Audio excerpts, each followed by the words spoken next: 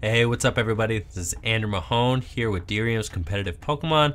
I'm going to be playing Decidueye Vileplume, the list that John Kettler, my friend, was able to take to the finals of the North American Intercontinental Championships this past weekend. Super excited about that deck. I love Decidueye Vileplume. I've been playing it for I played it for a long time, pretty much. Once John came up with the deck earlier in the season, I hopped right on the bandwagon and was able to earn a bunch of championship points with it this year.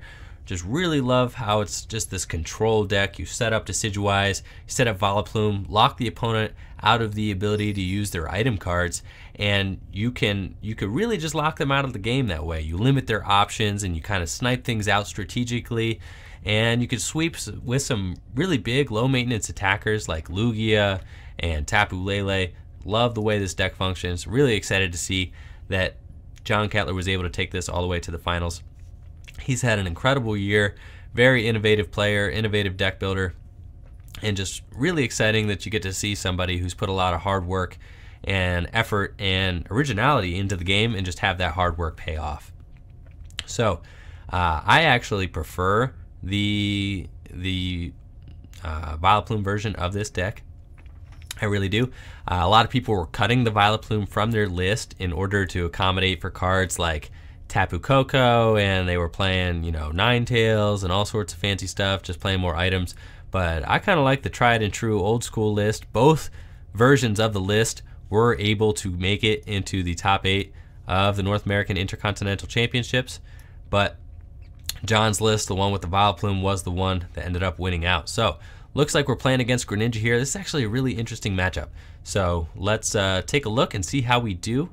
We're pretty much, we got ourselves a nice little Dartrix here, Force of Giant Plants. Nice to see. I don't really need to set up. That's probably just going to weaken my board position overall. So let's let this hand rip. See what we get. We did get a turn 1 Decidueye, and we got a handful of Trainer's Mails here, a Grass Energy that's pretty much as good as it gets. My opponent was able to start Talonflame, so they are going to be able to seek out whatever it is that they want, so long as they have an energy in their hand, and that is really good. And if they do play the Talonflame Break, which I think I might have seen a fire card on there, then that's going to be even worse for me because they're going to be able to get a lot of damage on the board very quickly. So I'm going to play aggressively here. I think I'm going to go and try to lock things up very early. I'm grabbing the Ultra Ball here, and I'm going to Ultra Ball away the Trainer's Mail and the Sycamore for an Oddish. I'm going to put the Floatstone on my Oddish and then set up for 6 and just hope I can get a Vileplume into play. If I can get that turn 1 Vileplume, then I'm really going to be rolling here. My opponent will have a very hard time, even when they, let's see, I do have it, right? I do. I prized 1 Vileplume, but I got all 3 boys in here, so that's good. I'm going to grab that Oddish. My opponent will have a very hard time getting this matchup underfoot if I am able to set up into some good cards here. So let's take a look. Set up for 6.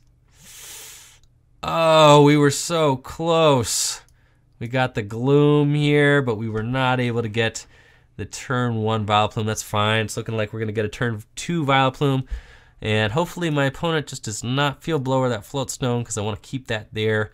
But it is looking like I am going to get turn 1 Feather Arrow. And then even if my opponent does Arrow Blitz me for 40, they can't Arrow Blitz me they can't evolve into Talonflame Break yet. So if they keep that Talonflame active, I'm going to get a turn 2 knockout on it. So I'm okay with that. Now, I'm not going to bench this Oddish here just because I want as few targets as possible. See, this is what I didn't want, was the Field Blower right here. Because if my opponent can Field Blower that Gloom, it was a little bit of a risky play on my part, just setting up Vileplume so early, because that is a win condition for them as well. If they could just trap my Vileplume active and with some Greninja breaks set up, then they can just go ahead, Lysander my Vileplume, and just snipe the rest of the board. And that's really hard for me to get past.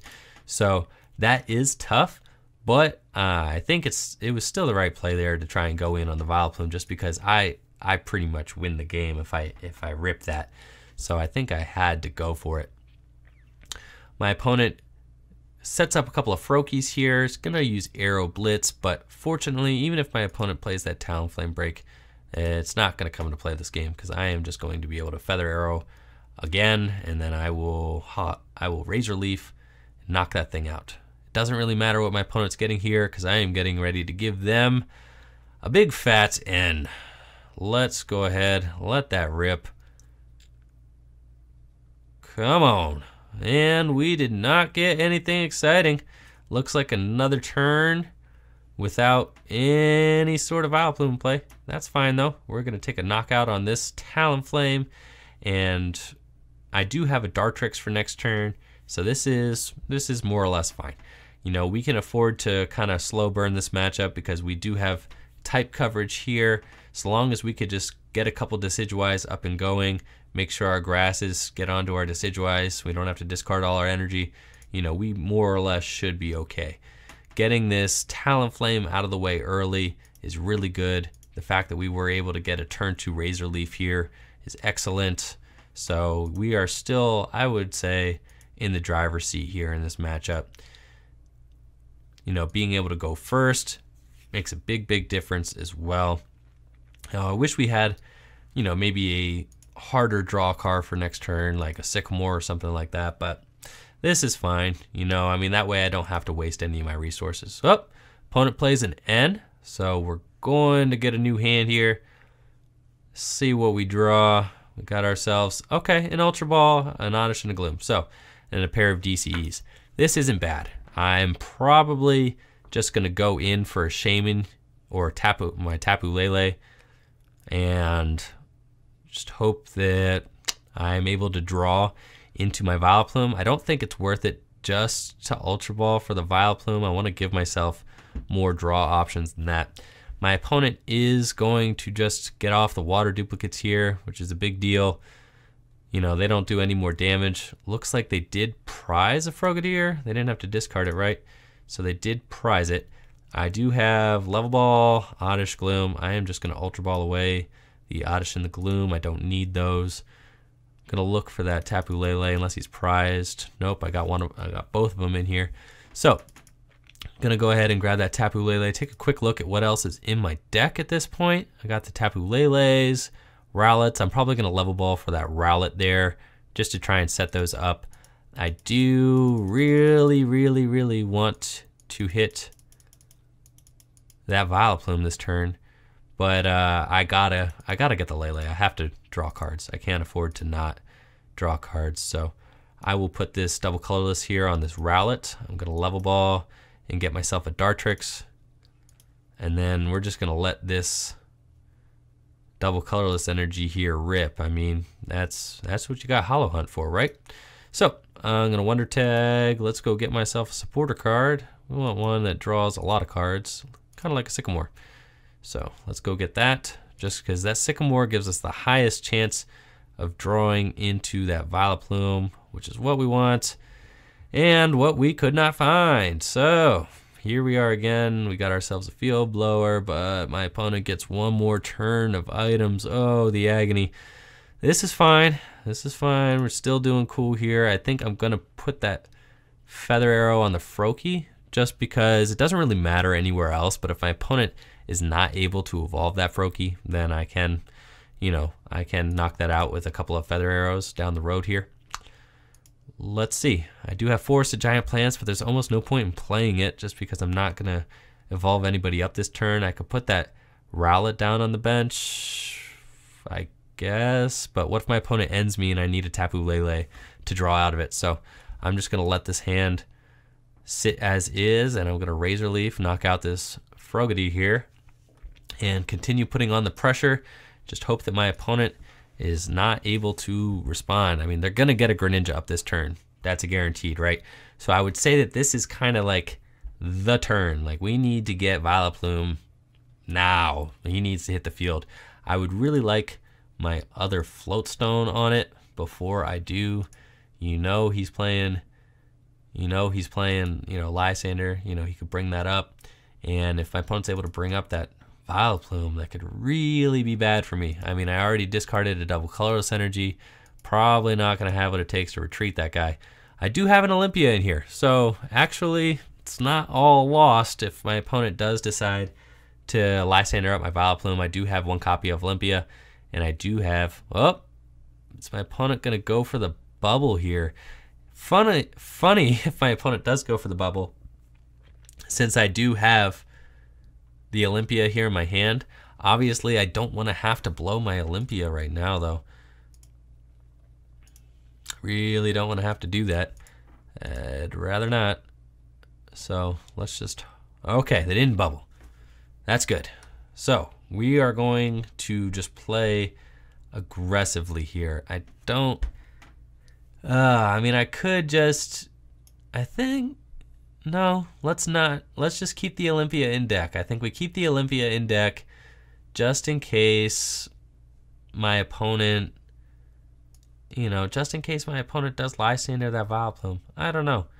I mean, we could, or we could just play aggressively, say, you know, my opponent is not going to be able to get themselves out of this thing. I mean, they have 6 prizes left to take. You know, what are the odds? So, yeah, let's just go ahead and do it. We'll Sycamore. We're going to set up a little more. All right, we got the Ultra Ball. We can lock this thing up, but we cannot put a float stone on it. So this is the life we live. This is the situation we are in right now. Let's just go ahead and we're gonna Ultra Ball away the Level Ball and the Rowlet. No, we're gonna Ultra Ball away the Forest and the Rowlet. And we're gonna keep that Level Ball. We're gonna go get a Dartrix the following turn. We're gonna get this Vileplume. And we are going to Feather Arrow the Froakie here. This is going to put my opponent in a bad situation because we could double Feather Arrow the Froakie. Going to be able to knock that out. Oh, so we could Trainer's Mail. We still might hit the Float Stone here. I'm going to go ahead and Level Ball for that Dartrix first. Unless that Float Stone's, yeah, Float Stone is in there. So we could Trainer's Mail here and still grab the Float Stone, which is why we have waited to evolve the Vileplume. And we did! Woo! Yes!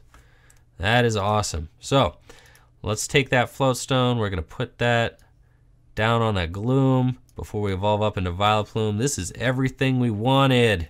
Oh yeah. So my opponent concedes. Obviously, that's a great game there. They see that I got the Float Stone, the Vileplume. They don't really have a way out at that point, and they, you know, I'm gonna take another knockout there with my Decidueye on their Greninja, leaving them with 1 Greninja left in play.